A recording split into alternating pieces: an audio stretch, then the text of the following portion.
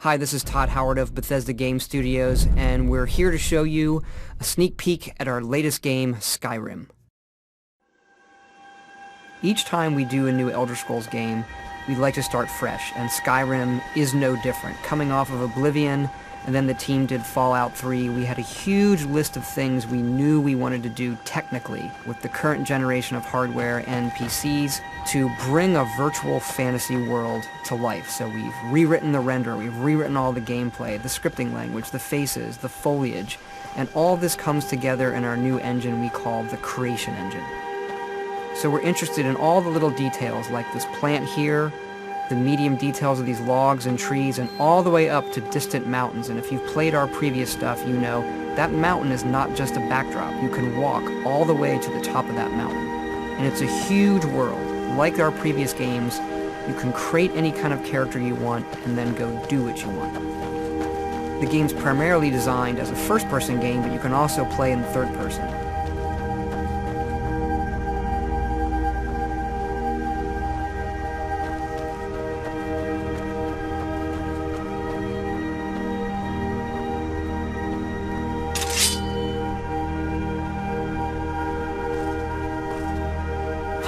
Our big motto for Skyrim is, you are who you play.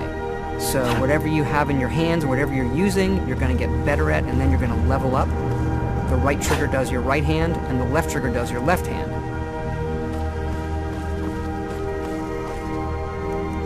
And you could put either a weapon or a spell.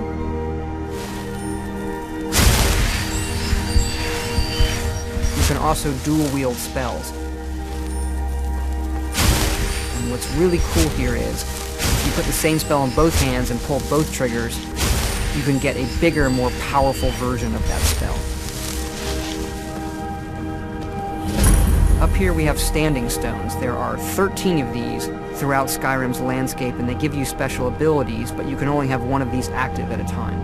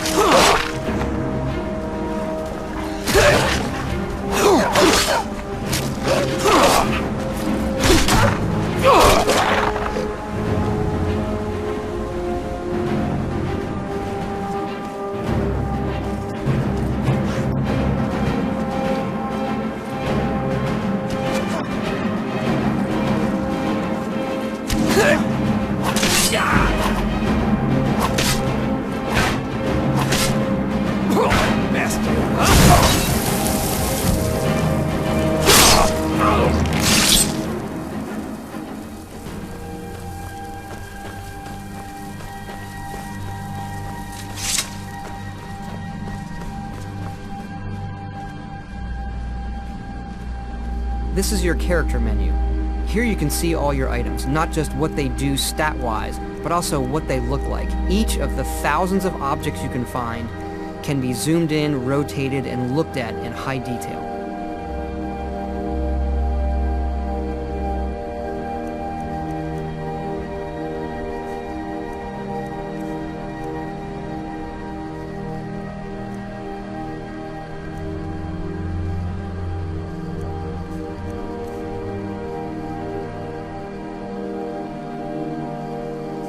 With the skills menu, you look to the heavens, and here you can see all of your skills, how they're progressing, and as your skills increase, you'll push yourself to leveling up. The higher the skill, the more it affects your level progress. And when you level up, you get to pick a perk. Each of these skills has its own perk tree. As you develop your character, it's like the game is drawing this custom constellation for who you are. Lastly, we have the map, and we're just going to pull the camera back here and show you how the level of detail system works in the game. We're just rendering the whole world.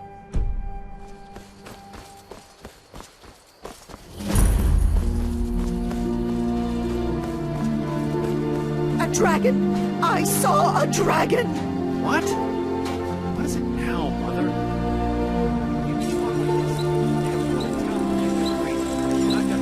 Ain't every day we get visitors in Riverwood. Gerda's family first settled here as woodcutters a few generations ago. She and Hod run the mill. I make a decent living sharpening axes and fixing the sawmill.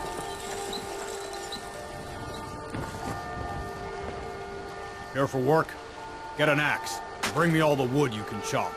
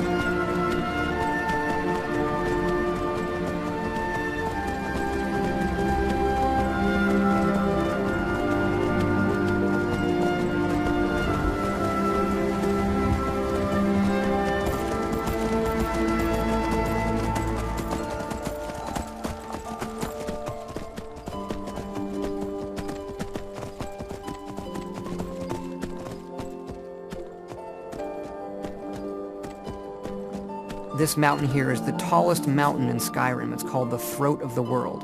It is home to the Greybeards, who are masters of the voice. The voice is the ability to use the language of dragons and form these magical shouts. And this is a power that you will learn throughout Skyrim's main quest.